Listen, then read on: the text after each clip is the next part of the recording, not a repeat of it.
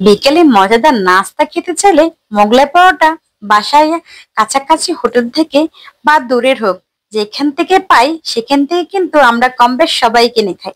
আর বাসায় যদি এরকম একটা ফ্রেশ মোগলাই মোগলাই তৈরি করা যায় তাহলে তার কোনো কথাই না। আসসালামু আলাইকুম, হাই এভরিওয়ান, কেমন আছেন আপনারা সবাই?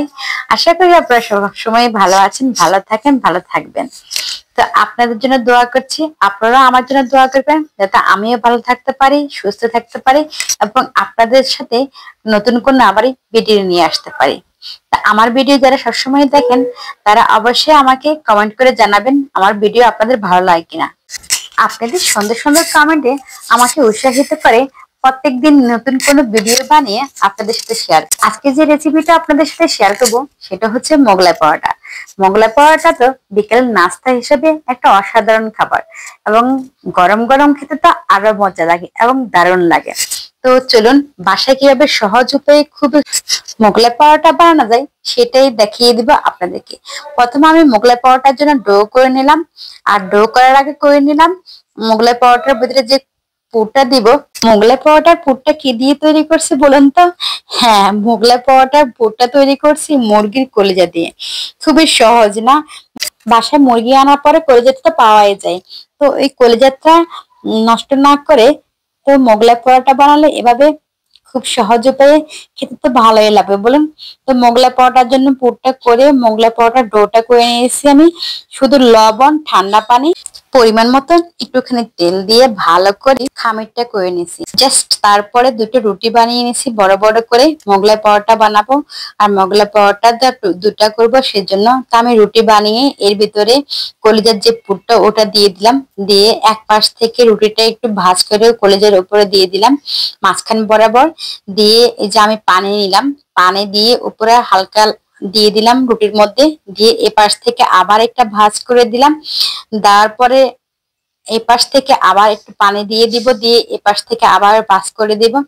একটু পানি দিলে কি হবে, যাতে সব পাশ থেকে ভালো করে লেগে যায় এবং এটা যখন গরম গরম তেলে ছাড়বেন যাতে কোনো পাশ থেকে রুটিটা না খোলে, মানে মোগলাই পরোটা ভাঁজটা যাতে না খোলে সেজন্য একটু পানি দিয়ে দিয়ে দিলে এই পাশ থেকে যখন আপনি রুটিটা ভাঁজ করবেন ওই পাশ থেকে যখন ভাঁজ করে দিবেন তখন এই একটা রুটির সাথে আরেকটা একটু লেগে যাবে এবং মোগলাই পরোটার পুরটা খুলবে না। আর গরম গরম তেলে ভাজতে তখন খুবই আরামদায়ক হবে এবং ভালো লাগবে। আর এরকম মজার বাসায় খুবই সহজ উপায়ে মোগলাই পরোটা কার না ভালো লাগে? আর সেটা যদি গরম গরম হয় বাসায় সালাদ বা সস দিয়ে খেতে কি দারুণ লাগবে না? বিকেলের নাস্তায় এরকম একটা মোগলাই পরোটা আমরা বসে আছি কেন, তৈরি করছি না কেন? তাড়াতাড়ি তৈরি করে বাসায় গরম গরম একটা মোগলাই পরোটা তো খাওয়াই যায়, নাকি বলেন? সাথে এক কাপ চা হলে বিকেলের নাস্তাটা জাস্ট ওয়াও হয়েছে। তো দেখুন আমি কথা বলতে বলতে এদিকে আমার মোগলাই পরোটাটা হয়ে গেছে। তা আমি এখন আপনাদেরকে দেখুন কেটে দেখাচ্ছি ভিতরে। আর এত গরম চুলা থেকে মাত্র নামিয়েছি এই জন্য। তো দেখুন ভিতর থেকে হাওয়াটা কিভাবে বাইর হচ্ছে, গরম গরম না, একদম ফুলকো ফুলকো হয়েছে। আর খেতে যা অসাধারণ হয়েছে কি বলবো, অনেক মজা হয়েছে। আর এরকম গরম গরম মোগলাই পরোটার পর এক কাপ চা খাইছি, এত মজা লাগছে আর এত ভালো লাগছে। আসলে একটু কষ্ট করে, হালকা একটু কষ্ট করে কিন্তু বাসায় এরকম গরম গরম এবং লোভনীয় মজাদার খাবার কিন্তু তৈরি করা যায়।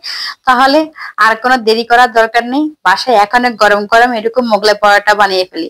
তো সবাই ভালো থাকবেন, আল্লাহ হাফেজ সবাইকে।